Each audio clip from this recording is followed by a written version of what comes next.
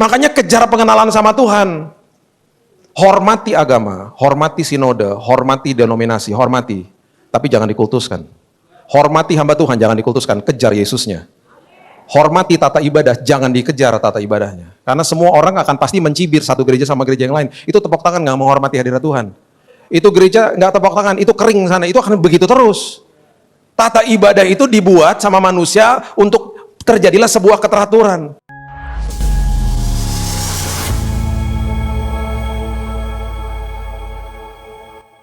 Shalom. Saya tersentuh sekali dan saya mengaminkan tadi kata-kata I am a child of God. Dia yang membelah laut untuk kita berjalan di tengah-tengahnya. Dan bukan hanya itu saja, He drowned my fears in a perfect love. Dia menenggelamkan semua ketakutan kita di dalam kasih-Nya yang sempurna. Luar biasa. Waktu bangsa Israel pertama kali keluar dari Mesir, mereka harusnya ada jalan pintas. Dan mereka bisa lewat jalan pintas itu, tapi Tuhan tahu mereka akan berhadapan sama bangsa Filistin. Mereka belum dewasa. Jadi Tuhan tidak arahkan mereka ke sana, Tuhan bawa mereka lebih jauh. Waktu mereka berhadapan dengan Laut Merah, Tuhan yang belah Laut Merah, baru mereka jalan. Setelah sekian lama mereka akhirnya bertumbuh di dalam Tuhan. Ketika tongkat kepemimpinan diambil sama Yosua. Dan ketika mereka berhadapan lagi sama air di depan mereka, yaitu Sungai Yordan yang airnya sangat-sangat deras. Di situ Tuhan katakan, celupkan kakimu. Dia celupkan kakinya, baru airnya terbelah. Tuhan bawa kita ke dalam kedewasaan rohani. Itu sebabnya tadi Om Kris katakan, iman itu dari Tuhan. Kita bertindak, kita percaya, kita lihat hal besar dalam hidup ini. Dan Tuhan mau kita bertumbuh di dalam kasih karunia-Nya. Itu sebabnya kalau ada masalah, itu baik bagi kita.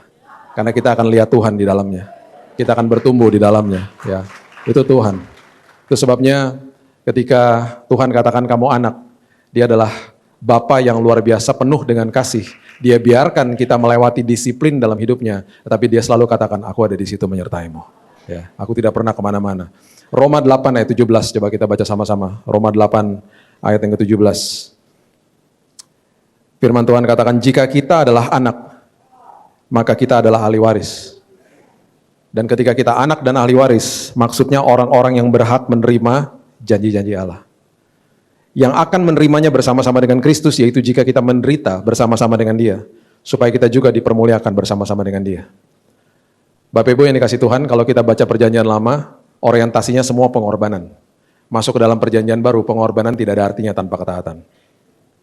Jadi waktu kita masuk ke dalam ketaatan, kita juga hari ini kita taat sama Tuhan, bukan pakai usaha kita. Karena kita taat sama Tuhan dengan pengenapan Roh Kudus di dalam kita, dengan kasih karunia Tuhan kita sanggup taat. Kalau enggak, daging enggak mungkin bisa taat. Di dalam kelemahan kita justru kuasa Tuhan menjadi nyata. Banyak orang-orang yang datang kepada saya kira-kira 6-7 tahun yang lalu. Saya mau berhenti merokok, saya berjanji sama Tuhan. Dia katakan kata berjanji. Dia lupa kata berjanji itu adalah dalam tanda kurung dengan usaha sendiri. Gak akan pernah bisa. Akhirnya mereka bilang sama saya, Bung, udah lewat berapa bulan Bung? Lumayan Bung, dari 1 bungkus jadi 2 batang Bung. Lama-lama habis Bung gitu. Saya biasa tungguin. 5-6 bulan mereka datang lagi, Bung, rokok lagi Bung, berat Bung. Di situ ketika mereka katakan, aku nyerah Bung, aku udah gak tahu lagi harus bagaimana. Itu yang Tuhan mau. Kamu jangan lagi berdoa pakai janji-janji. Bagus, itu bagus. Tapi gak ada yang dari kita yang bisa melakukan itu. Ketika dia katakan, aku menyerah Tuhan, aku tidak tahu harus bagaimana. Aku serahkan semuanya. Aku serahkan semua keterikatanku kepada Tuhan. Ada 6 orang datang kepada saya, mereka katakan begini, Bung, dalam hitungan 2-3 hari, kita kalau lagi cium asap rokok orang lain, kita udah pengen muntah Bung. Lepasnya begitu. Kenapa? Karena kuasa Tuhan mempengaruhi mereka. Di dalam kelemahanmu, kuasa Tuhan nyata. Itu yang terjadi. Jadi hidup taat pakai kekuatan sendiri nggak akan bisa. Tapi justru hidup taat itu hari ini kita harus tahu bahwa saya hidup taat karena saya sudah dilayakkan sama Yesus. Bukan untuk dilayakkan. Saya makin mengenal kasih karunia, makin saya mau hidup taat di dalam Tuhan. Ya. Anak saya, Raina ini suka melukis. Waktu dia suka melukis, dia itu anak yang dari kecil sudah melukis. Jadi waktu dia umur 4 tahun, saya pernah dipanggil sama sanggar melukis. Dia katakan, Pak, ikutkan anaknya di pameran lukisan. Oke, saya nggak pernah lupa tahun 2004, itu ibunya bilang, bayar 300.000 Pak ya untuk ikutan pameran lukisan. Oke. Waktu datang ke pameran lukisan, saya belum lihat lukisan anak saya. Ya. Saya datang duduk seperti Bapak Ibu, Kemudian event organizer-nya bilang begini, Bapak Ibu sebentar lagi akan dipersilahkan masuk ke ruang pameran. Bapak Ibu diberikan waktu di sana untuk lihat-lihat lukisan selama 20 menit. Nanti setelah 20 menit semua pelukis-pelukis ini termasuk anak saya, jadi yang paling tua 70 tahun, yang paling kecil anak saya umur 4 tahun waktu itu. Baru mereka diperbolehkan masuk. Dalam 20 menit itu ketika saya masuk ke dalam ruang lukisan, ruang pameran, itu saya cari lukisan anak saya. Saya nggak gubris yang lainnya, saya cari lukisan anak. Karena kemudian event organizer bilang begini, semua lukisan itu dijual, ada harganya. Jadi Bapak Ibu bisa beli. Kalau sudah beli atau Bapak Ibu melihat lukisan-lukisan yang sudah ada stiker warna oranye, itu berarti lukisan itu sudah laku terjual. Jadi kemudian saya mulai cari lukisan anak saya karena saya penasaran, saya mau lihat dia lukis apa. Saya mendekat dan saya ketemu lukisan anak saya lihat ada harga dihargai 300.000. Dalam hati saya lumayan juga, kalau laku balik tuh uang registrasi, ya kan? Gimana Pak Juan, mama orang ini jadi ada otak dagang juga gitu. Waktu saya mendekat, saya mau lihat lukisan anak saya, karena saya tidak paham dunia lukisan, saya nggak ngerti dia lukis apa, saya mau lihat dari depan, lihat dari kiri, dari kanan, saya makin nggak ngerti, tiba-tiba dalam suara hati saya, kok jelek ya lukisannya? Sebagai bapak yang baik, saya pengen supaya lukisan itu laku terjual sebelum anak saya masuk. Karena teman-temannya di sampingnya sudah mulai laku terjual, anak saya belum laku-laku. Saya mulai deketin teman saya yang saya ketemu, orang tua daripada muridnya juga. Bro, lukisan anak gua lihat nih. Yang ini nggak terlalu dekat teman saya, jadi dia agak-agak sopan dikit. Dia cuma lihat gini. Dia plototin gitu, udah terus dia pergi. Yang kedua karena dekat, jadi dia agak vulgar ngomongnya. Bro, lukisan anak gua lihat. Apaan tuh gitu? Karena memang kita bingung dia ngelukis apa. Abstrak. Nggak ada yang mau beli. Berjalan 20 menit, mbaknya dari event organizer datengin saya. Pak, kasihan Pak, nggak ada yang beli Pak. Ya gimana Mbak? Jelek Mbak. Bukan jelek Pak, dia memang kalau lukis begini Pak, dia aneh sendiri Pak. Bapak harus hargai, dia abstrak memang Pak. Ya tapi gimana, nggak ada yang mau beli. Sudahlah Pak, sudahlah Pak. Bapak aja yang beli. Ngapain saya beli lukisan anak sendiri? Di rumah juga banyak, saya bilang gitu. Sudahlah Pak, buat hatinya senang. Dengan berat hati. Dengan berat hati. Saya beli lukisan anak saya sendiri. Saya rasa rugi. Udah bayar registrasi 300.000, sekarang beli lagi lukisan 300.000 lagi. Waktu saya beli, anak saya masuk. Waktu dia masuk, dia berteriak. Karena udah ada stiker warna oranye toh. Dad, it's sold, terjual Dad. Saya bilang, iya terjual, puas, terjual. Dalam hati saya gini, kamu gak akan lagi ikutan pameran-pameran lukisan, rugi ini, rugi. Enggak. Terjual Dad, iya terjual. Terus dia tanya, siapa yang beli? Daddy yang beli. Oh dia makin teriak, thank you Daddy, thank you. Kenapa kamu thank you? Karena memang aku buat ini untuk Daddy. Wow. Dad, waktu aku lagi melukis ini, aku mikirin Daddy. Dalam hati aku, sejelek itukah saya? Seabstrak itukah saya? Setelah 3-4 minggu setelah pameran lukisan selesai, lukisan itu dikirim ke rumah saya. Dari tahun 2004 sampai hari ini, lukisan itu tidak pernah turun dari tembok di rumah saya. Karena saya selalu terngiang-ngiang kata-kata dia, Dad, I made it for you. Aku buat Daddy. Beberapa tahun yang lalu kita itu pindah-pindah, pernah di kamar adiknya. Jadi kita habis mesbah keluarga malam-malam, saya lewat itu lukisan, pendirian saya, keputusan saya tetap sama. Jelek, tetap sama. Tapi lukisan itu akan tetap ada di situ. Mungkin hari ini tadi kita nyanyi, suara kita nggak sebagus tim praise and worship. Sama Tuhan diambil, dipajang di tembok sorga. Yang komplain siapa? Malaikat. Itu ngapain suara-suara jelek dipajang? Tuhan bilang mereka nyanyi dengan ketaatan. Mereka nyanyi dari hati mereka. Saya pajang di sorga. Mereka nyanyi karena mereka berikan untuk saya. Saya nggak lihat kualitas suara. Saya lihat kualitas hati mereka. That's obedience. Ketaatan hati kita. Karena kita anak. Kita ahli waris. Kita adalah orang-orang yang punya hak penuh atas semua janji Tuhan. Itu sebabnya ketika kita mengerti ini dengan benar, kalau saya anaknya Tuhan, berarti yang punya bapak punya saya. Waktu saya tinggal di rumah sama papa saya, waktu dia meninggal tahun 2010, itu saya bebas buka kulkas. Saya tinggal ambil susu, saya tinggal ambil roti, saya tinggal makan karena punya mereka punya saya nggak pakai tanya. Dan waktu susu habis, roti habis, papa cuma tanya gini, siapa yang habisin roti? Saya. Dia akan ngomong sama mama, itu anak-anak lagi suka makan roti, beliin roti lebih banyak dong. Besok roti lebih banyak. Besok susu lebih banyak karena punya dia, punya saya. Itu namanya pengenalan sama Tuhan seperti itu, intim sama dia. Saya nggak pernah datang untuk minta izin sama dia ketika saya mau main sama teman-teman. Wahai Bapak yang ada di depan TV, bolehkah saya pergi jalan-jalan sebentar sama teman-teman? Enggak. Saya peluk dia dari belakang, Pak, aku pergi bentar ya. Kamu pulang jam berapa? Intim kalau ngomong. Makanya kejar pengenalan sama Tuhan. Hormati agama, hormati sinode, hormati denominasi, hormati. Tapi jangan dikultuskan. Hormati hamba Tuhan, jangan dikultuskan. Kejar Yesusnya. Hormati tata ibadah, jangan dikejar tata ibadahnya. Karena semua orang akan pasti mencibir satu gereja sama gereja yang lain. Itu tepuk tangan nggak menghormati hadirat Tuhan. Itu gereja nggak tepuk tangan, itu kering sana, itu akan begitu terus. Tata ibadah itu dibuat sama manusia untuk terjadilah sebuah keteraturan. Tetap aja ada blundernya. Saya 25 tahun pelayanan mimbar udah lihat blunder-blunder macam-macam. Satu hari di sebuah gereja di luar kota, hamba Tuhannya habis saya berdoa, dia bilang, Tuhan terima kasih sudah kirim Pak Billy jauh-jauh ke sini. Tuhan berkati istri-istri dan anaknya. Maksud saya Tuhan, istri dan anak-anaknya. Ketemu sama saya orang suka bercanda, saya bilang, emang gue Salomo apa istrinya banyak? Yang lebih parah lagi, worship leader. Dia mulai ibadah. Tuhan, hari ini kami gak mau malu-malu Tuhan, datang ke hadirat Tuhan. Itu sebabnya Tuhan, pimpin kami. Bahkan Tuhan, angkat kemaluan kami hari ini Tuhan. Maksudnya baik, penyampaiannya salah. Kita ngerti maksudnya dia gitu loh, supaya kita nggak malu-malu. Cuman ngomongnya salah. Tiba-tiba ada yang itu jadi blunder kan, tiba-tiba ada yang teriak, Tuhan jangan Tuhan, aku belum nikah Tuhan gitu. Makin berantakan tuh ibadah malu. Itu saya kasihan sekali. Itu atau ibadah itu ada adik saya ditanya sama Jesse itu. Dia bilang, dia cerita sama saya, itu Bill, gue kasihan sama dia Bill, pimpin pujian gak beres sampai akhir ada. Karena salah ngucap, blunder. Hormati, kejar sumbernya. Jangan kejar-kejar berkat mujizat, kejar sumbernya. Karena kita anak. Dulu anak-anak saya waktu saya pulang dari luar kota, mereka akan peluk saya, mereka bilang, "Hi Dad, I miss you, I love you," gitu. Ujungnya gak enak, oleh-olehnya mana Dad? Gitu.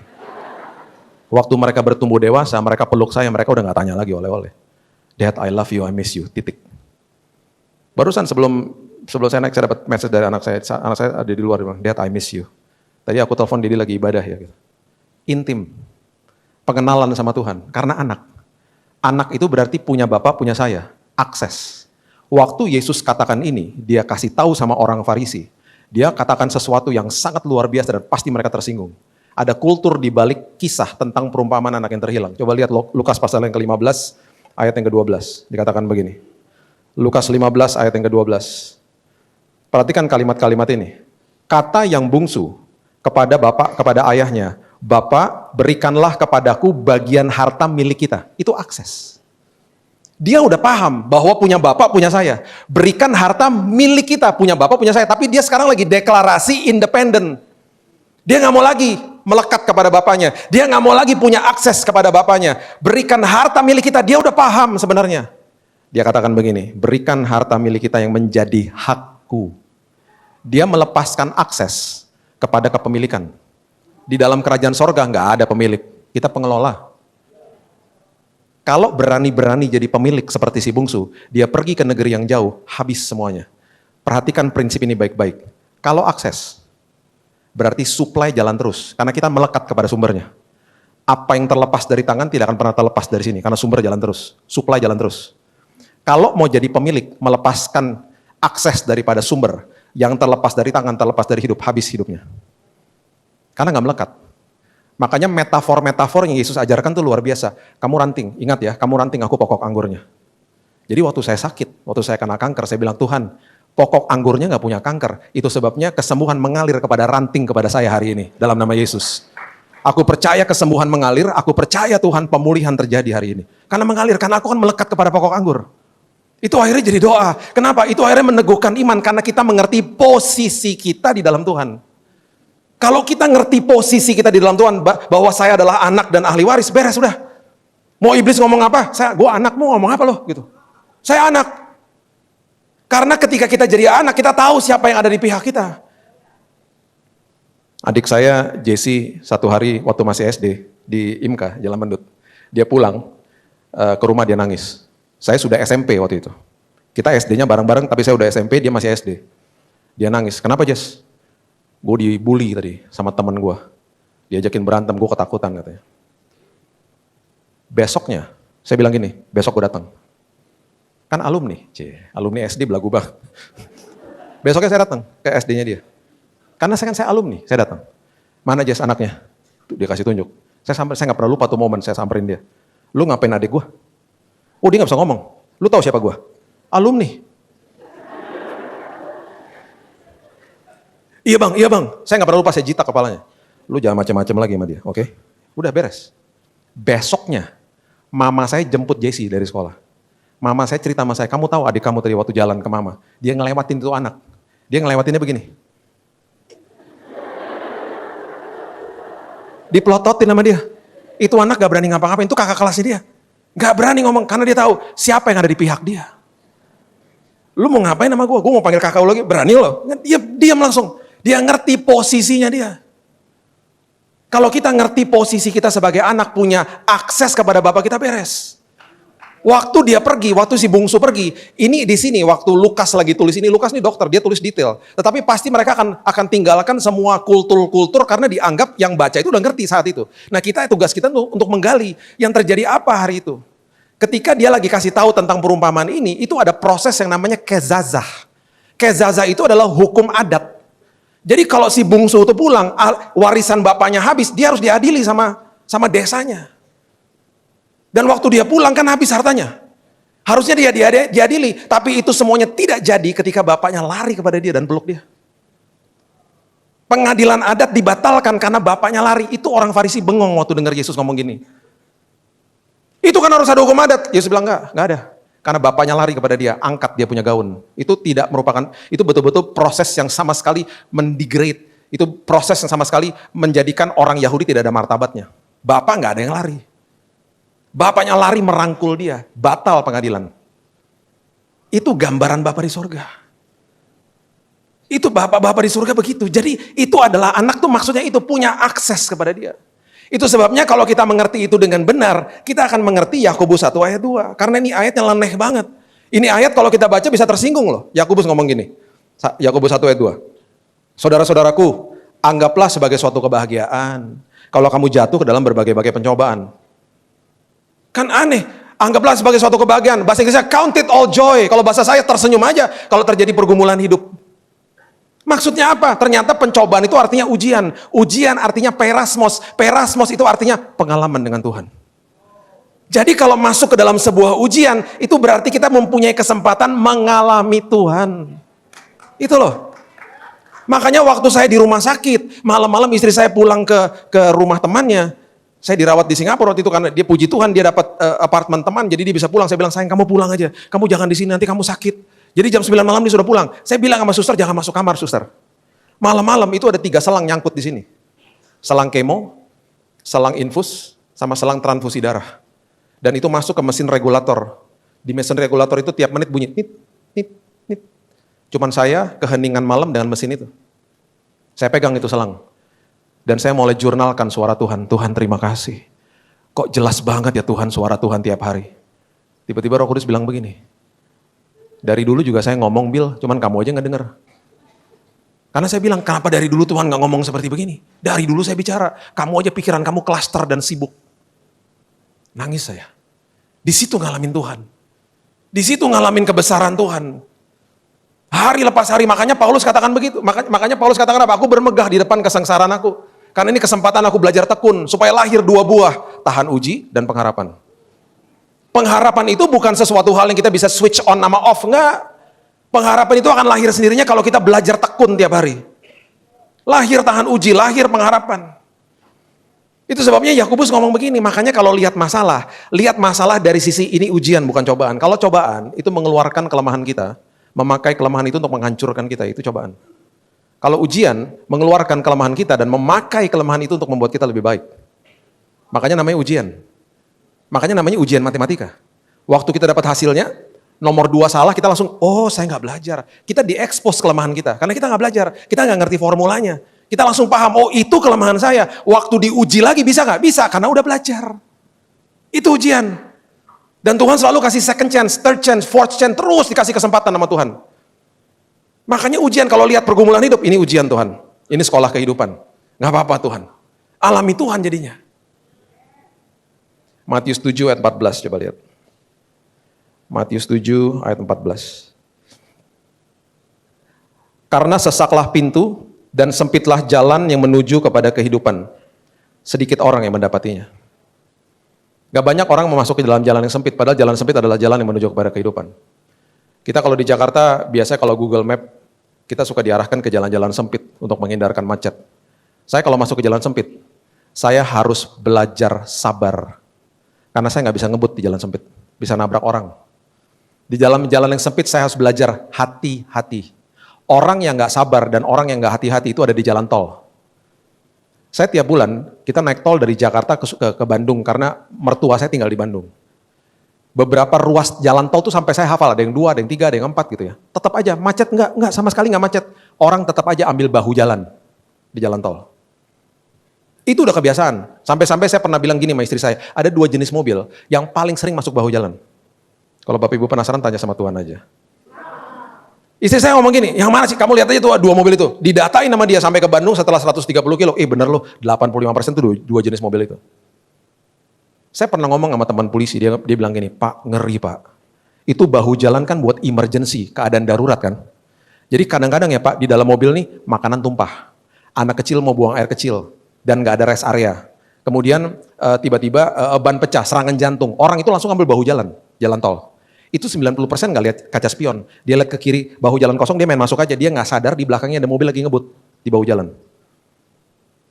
Terjadilah kecelakaan fatal. Polisi kalau ngomong sama saya, teman polisi saya ngomong gini, Pak ngeri Pak. Kalau saya udah datang di TKP Pak, ngeri Pak. Hancur mobilnya Pak, karena kecepatan tinggi. Dan saya Pak, kalau udah kayak begitu Pak, nanti orang-orang mulai sadar. Tapi habis itu balik lagi Pak. Itu jalan tol begitu. Saya pernah ada di dalam jalan yang sempit. 200 meter lagi dari saya itu jalan raya. Dalam hati saya gini, yes jalan raya. Bentar lagi keluar dari jalan yang sempit, karena lancar di situ. Tiba-tiba nggak bisa bergerak, karena ada motor parkir agak ke tengah. Harus nunggu orang yang dipanggil dari dalam. Kalau saya nggak lihat jalan raya, mungkin saya nggak apa-apa. Itu gambaran dari kehidupan kita. Seringkali kita dibentur-benturkan sama iblis, dibanding-bandingkan sama orang lain. Dan kita melihat orang lain seolah-olah hidupnya oke-oke saja, kita bilang, Tuhan kenapa mereka diberkati, saya tidak. Pengertian yang salah. Kita nggak sadar, kita yang sedang diajarkan sabar, hati-hati, dan tidak banding-bandingkan diri, kita justru sedang diberkati Tuhan. Karena kehidupan kita, perilaku kita, tindakan kita, karakter kita sedang diubahkan sama Tuhan. Dan itu arti berkat yang sebenarnya. Kita lupa. Makanya ketika Yesus naik perahu, ada orang-orang yang ditinggalkan. Yesus naik perahu, dia tahu nggak akan ada badai? Dia tahu. Dia tahu akan ada badai. Terus dia bilang apa? Marilah kita bertolak ke seberang. Itu artinya ketika dia ngomong begitu, kita pasti sampai ke seberang dengan selamat. Dia tahu nggak akan ada badai? Tahu. Dia tahu nggak dia mau tidur? Tahu, karena dia juga letih, dia mau tidur. Tapi dia udah berfirman, itu artinya dia sudah memproteksi kapal itu dengan firmannya, dia sudah tidur. Ada orang-orang yang ditinggalkan di tepi, nggak ikut dalam perahu itu. Kemudian mereka ngalamin badai. Orang Kristen kalau tidak dewasa akan lihat orang yang ditinggal di tepi akan bilang, mendingan gue tinggal di sana daripada di perahu ini. Kalau saya lebih baik ada di perahu menghadapi badai dan ada Yesus.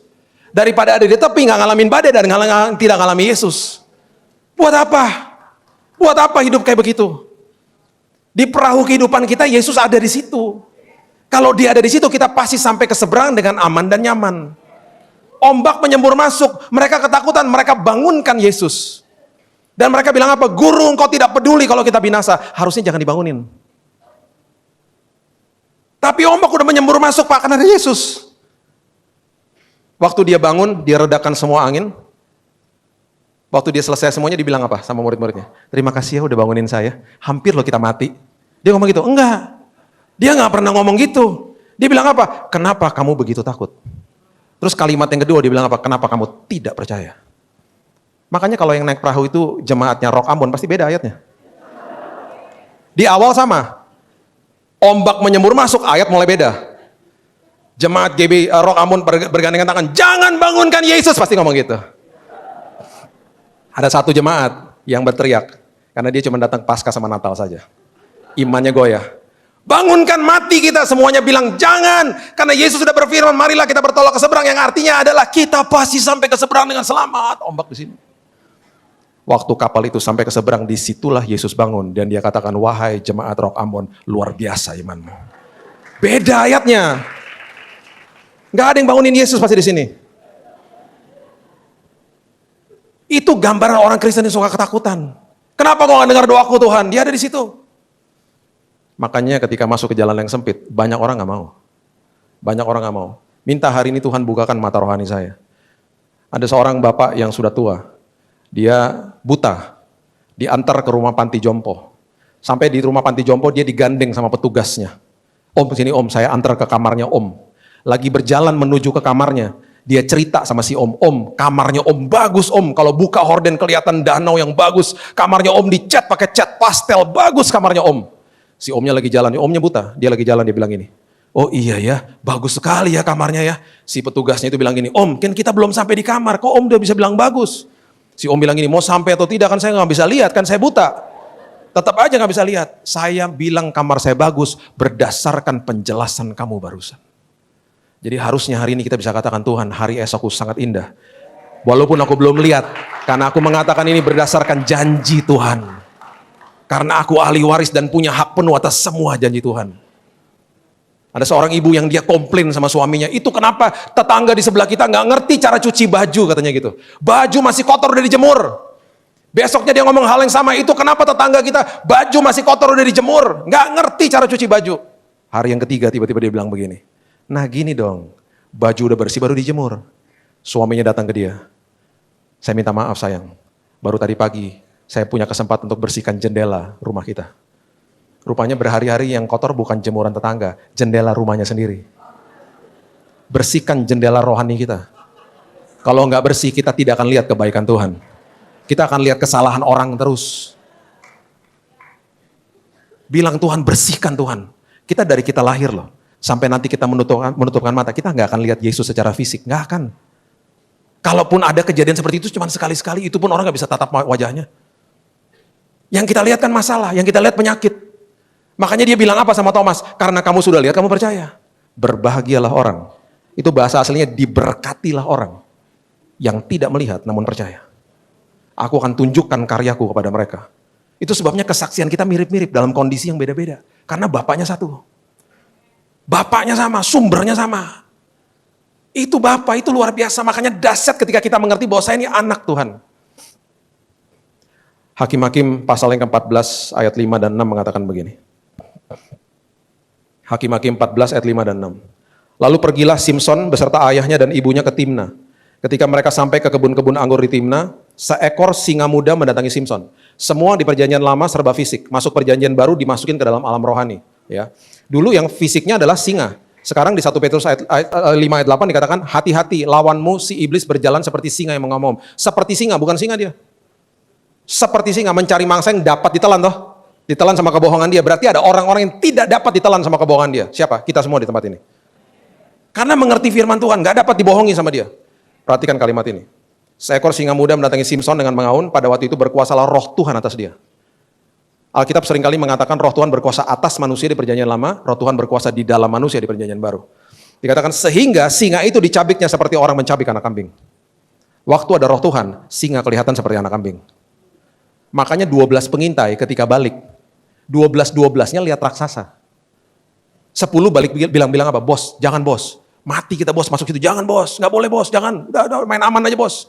Yang 2 balik, bos, betul bos, mereka besar. Tapi Tuhan kita lebih besar bos. Maju aja bos. Makanya kita nggak pernah dengar nama-nama seperti Safat, Yigal, Palti, Nafbi. Pernah dengar? Nggak pernah. Itu nama-nama 10 pengintai ada di bilangan 13. Bukan pahlawan iman. Kita mendokumentasikan 2 nama yang kita masih kasih kepada keturunan kita. Siapa? Yosua dan Kaleb. Pahlawan iman. Mata rohaninya dibersihkan sama Tuhan. Saya akan tutup dengan kisah ini. Saya ini menikah sama seorang istri yang logika tinggi. Istri saya ini bagi saya adalah salah satu orang yang terpandai yang saya pernah ketemu dalam hidup saya. Orangnya pandai sekali. Logika tinggi. Dia punya ide-ide yang kadang-kadang kalau ngomong saya bisa begini, wow. Padahal saya juga cukup pandai menurut saya, karena udah botak begini, udah karena suka belajar jadi habis juga rambutnya kan. Tapi saya kagum sama dia. Saya kagum lah sama dia. Dia pandai pakai logika. Nah, ketika saya sakit, dia itu baru menutup polis asuransi saya. Biasanya dia tuh selalu hati-hati. Dia begitu yakin, dia tutup polis asuransi saya. Dan kemudian dia buka yang baru. Karena dia bilang ini gak relevan. Kalau dia mau main aman, waktu dia buka yang baru, dia harusnya tetap ambil yang lama, jangan ditutup. Karena semua asuransi itu ada tenggang waktu, tunggu. Asuransi yang baru ini punya waktu tunggu 90 hari. Jadi kalau sampai sakit, sebelum 90 hari nggak di cover. Jadi harusnya yang lama itu dibiarin aja dulu, sampai 90 hari baru ditutup yang lama. Dia nggak, dia tutup aja, dia yakin. Tiba-tiba saya sakit. Saya juga kaget saya sakit. Saya kolaps di kamar mandi, darah saya habis, kanker darah. Waktu didiagnosa kanker darah, saya sakit di hari yang ke-76. Berarti apa? Punya asuransi tapi tidak di cover sama asuransi. Sampai waktu dia berdoa, dia bilang gini, saking dia frustasinya dan dia menyalahkan diri sendiri, Tuhan, kalaupun suami saya harus sakit Tuhan, kenapa nggak 14 hari lagi? 14 hari lagi di cover tuh sama asuransi. Ini gimana Tuhan, penyakitnya akut, biaya mahal. Saya sakit di akhir tahun, saya dilarikan ke Singapura, karena dokter di Jakarta sudah mau liburan. Sampai di sana dokter katakan, Pak, umur Bapak tinggal 3 bulan. Saya ada di sebuah rumah sakit. Dan kemudian saya mulai tanya sama dokternya, saya nggak berani tanya biayanya. Saya tanya, DP-nya berapa dok kalau di sini? Waktu dia sebut angkanya, saya begini, hah? DP-nya aja segitu? Dokternya bilang gini, Pak, kalau Bapak mau dirawat di sini, silahkan saya siapin kamar. Kalau Bapak mau di Jakarta, silahkan juga. Ya, terserah Bapak. Bapak dalam hitungan 5 hari, Bapak sudah harus di kemo Pak. 5 hari loh Pak. Karena kondisi Bapak begini. Saya harus pulang karena saya harus antar anak saya. Perjalanan pulang ke Jakarta. Saya berdoa dan saya kalau berdoa saya selalu panggil dia Dedi. Dad, Dedi denger ya tadi dokternya bilang berapa Dad? Kalau boleh Dad, DP-nya itu ada di rekening saya berangkat Dad. Kalau enggak saya di Jakarta aja. Anak, ahli waris, punya hak penuh atas semua janji Tuhan. Saya ngomong, yang terbaik Tuhan tahu. Saya anakmu loh Tuhan. Perhatikan ini baik-baik. Jangan pernah kejar pipa-pipa, kejar sumbernya. Makanya saya paling nggak setuju. Ya, kalau saya minta hamba Tuhan saya kasih tahu, jangan kalau sakit masukin sosial media. Karena hamba Tuhan kalau lagi sakit masukin sosial media terus mukanya disakit-sakitin. Kalimat pertamanya bagus. Tolong doakan saya sedang sakit. Kalimat berikutnya nggak enak. Jika Anda digerakkan Tuhan. Nah, inilah BCA, BNI, BARI. Eksploitasi jemaat. Yang dikejar sama dia pipanya bukan sumbernya. Kejar sumbernya, jangan pipanya. Makanya ketika orang-orang di zaman COVID bilang, Pak, saya kehilangan income, kehilangan pekerjaan, kehilangan ini. Gak bisa. Kalau pipanya ketutup, sumbernya gak pernah tutup. Kalau itu ketutup, Tuhan akan bukakan pipa-pipa yang lain. Karena kamu anak, kamu punya akses kepada sumber, bukan kepada pipa. Jadi jangan kejar pipanya. Kalau mau punya iman tuh kayak begitu. Saya bilang sama istri saya, kamu jangan posting-posting loh. Nanti posting aja setelah udah selesai semuanya. Dad, I need the down payment. Saya butuh down payment itu. Kalau ada, saya berangkat. Dalam hitungan 3 hari, itu down payment ada di rekening saya. Persis jumlahnya. Orang yang kasih juga gak tahu. Persis. Saya bilang sama istri saya, sayang DP ada, kita berangkat. Istri saya bilang gini, sisanya ntar gimana? Saya bilang kita gak pernah minta sisanya sama Tuhan, kita minta DP. Kan orang pakai logika dia. Udah sayang kita berangkat aja. Perjalanan iman memang begini, ngeri-ngeri sedap ngeri. Udah, berangkat aja. Karena kita bilang apa? Mencelupkan kaki di sungai Yordan terbelah, lautnya udah, sungainya udah jalan yuk. Kita celupkan kaki kita jalan udah. Sampai di sana, saya udah di kursi roda, udah gak bisa jalan. Karena darah merah sudah habis. Megap-megap karena darah merah itu penghantar oksigen.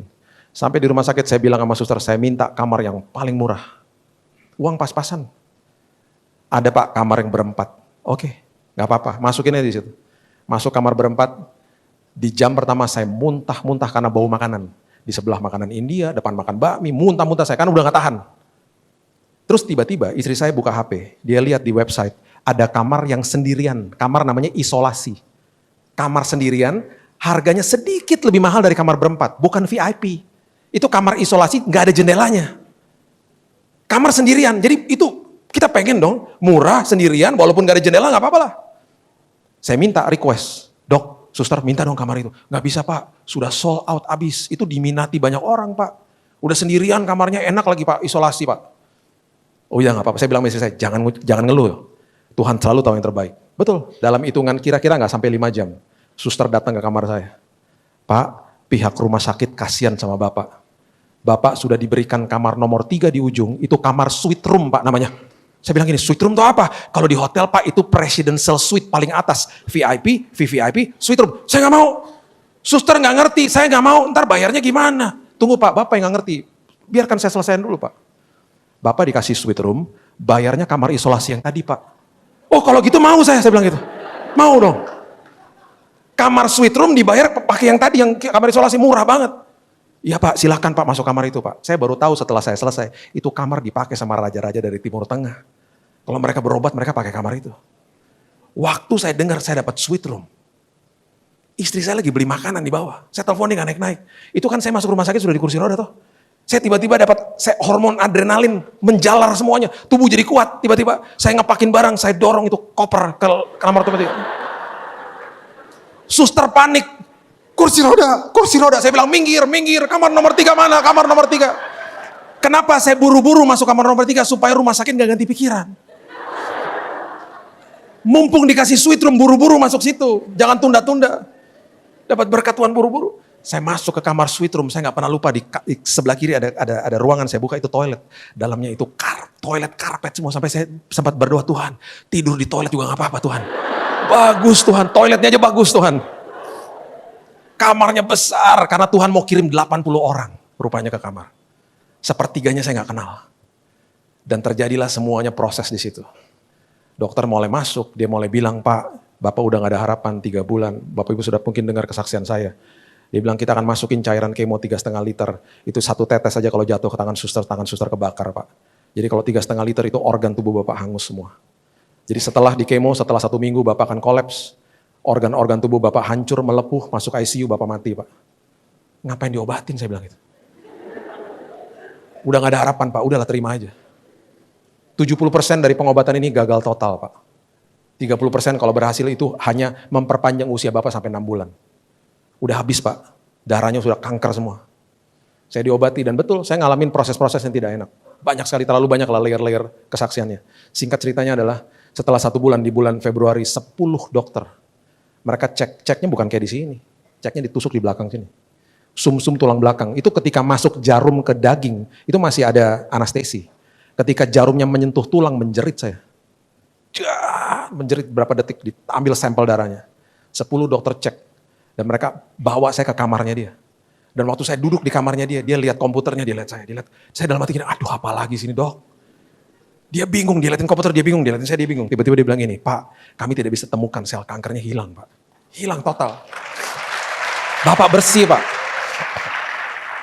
Puji Tuhan, udah sembuh puji Tuhan. Setelah 2,5 bulan di rumah sakit.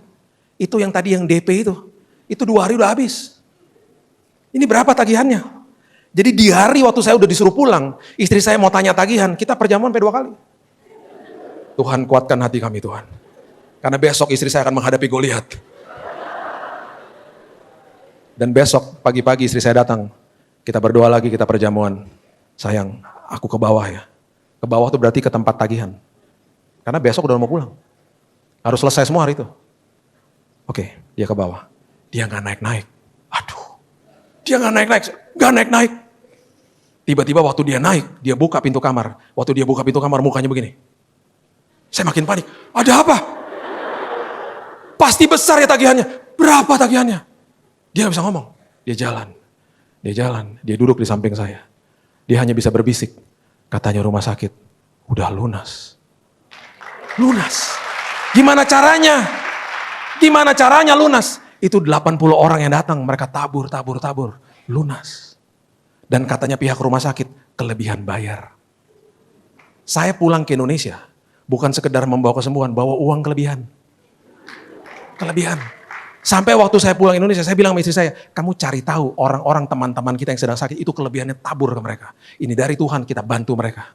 Kita ketemu teman yang sakit jantung, di mana kita tabur ke mereka. Tabur semuanya, saya bilang gitu. Di detik terakhir, sebelum saya mau cek tiket, pulang ke Indonesia, saya gak pernah lupa tuh, tahun 2019 ada tiket paling murah 600.000. Saya mau klik di Traveloka, telepon berdering. Teman istri saya telepon, Ci, kapan balik? Besok.